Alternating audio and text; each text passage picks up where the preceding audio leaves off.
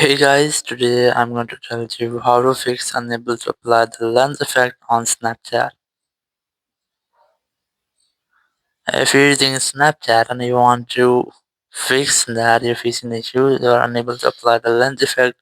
So let's see how can you fix the issue. So the very first thing is that you just have to open your app store, go for search, and you have to search for Snapchat, and you have to make sure that your Snapchat app is updated. There is no any pending updates for the Snapchat app. If you find trying to update your app, after updating, you have to simply go back from here and retry or recheck that if issue has been fixed or not. If it's still not fixed, so you have a simple way. You have to keep a long press on your Snapchat app, tap on this remove app option, then tap on delete app. After that, tap on delete option again.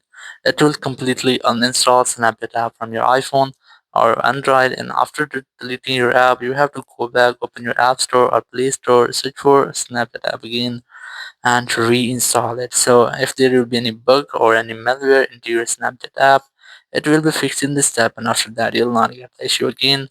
Thank you very much for watching the video. Until next video, bye bye.